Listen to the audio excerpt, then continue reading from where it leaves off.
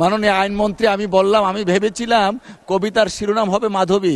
উনি দুইটি বিষয় বলেছেন, pandemic and act of God. যেটা আনেননি সেটা হলো for any other reasonable cause, আইনের মধ্যে আছে, ওই পার্টটা উনি আনেননি। যতটুকু ওই একটা কবিতায় পড়েছিলাম, তুমি সব বুঝো মানি, যতটুকু বুঝো না ততটুকুই আমি। উনি সব বুঝেন, এটা যেমন মানি, কিন্তু যতটুকু ওনার প্রয়োজন ততটুকু উনি আনেন, এর বাইরেরটুকু আনেন না।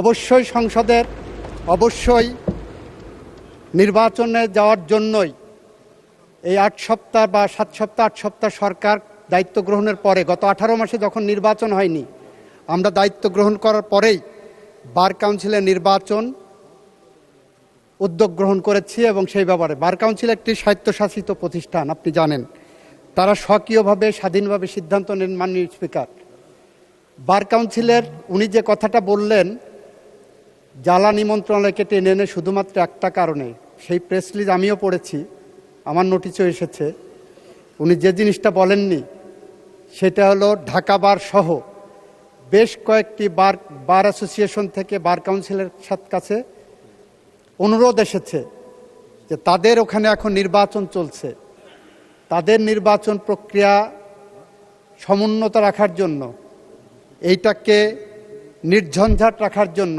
ওই বার অ্যাসোসিয়েশনগুলোর নির্বাচনকে নির্ঝঞ্ঝাট রাখার জন্য নির্বাচনটা পিছানোর জন্য বলেছেন।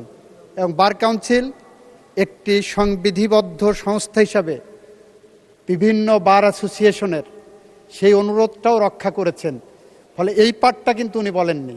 আইনজীবীদের দাবি ছিল বিভিন্ন বার অ্যাসোসিয়েশন, ঢাকা বার হলো বলা হয় এশিয়ার মধ্যে সবচেয়ে বৃহত্তর বার, যেখানে 22,000-এর উপরে লয়া আছে। সেই বারের নির্বাচন সামনে, 29 তারিখে সেই বারের নির্বাচন, সেই নির্বাচন প্রক্রিয়াকে সামনে রেখে সেই অ্যাসোসিয়েশনের পক্ষ থেকে যে অনুরোধ এসেছে, বার কাউন্সিল আমি মনে করি তাদের নিজস্ব মেধা, প্রজ্ঞা, স্বকীয়তা এবং স্বাধীনতা অ্যাপ্লাই করেছেন। সেই কারণে সেখানে আমরা কোনো হস্তক্ষেপ করিনি।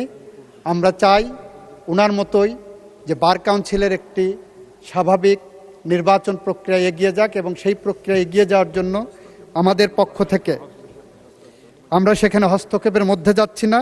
আমরাও চাই, ওনার মতোই চাই, বার কাউন্সিল স্বাধীনভাবে সিদ্ধান্ত নিয়ে তারা এই ব্যবস্থা গ্রহণ করবেন। আপনাকে ধন্যবাদ মাননীয় স্পিকার, মাননীয় সংসদ সদস্যকে ধন্যবাদ।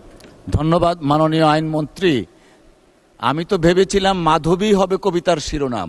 ধন্যবাদ মাননীয় আইনমন্ত্রী। আর এই বিষয়ে বক্তব্য নেই। আপনি অধিবেশন, মাননীয় আইনমন্ত্রী, আমি বললাম আমি ভেবেছিলাম কবিতার শিরোনাম হবে মাধবী। এনিওয়ে বলেছেন, শুনেছি। Thank you.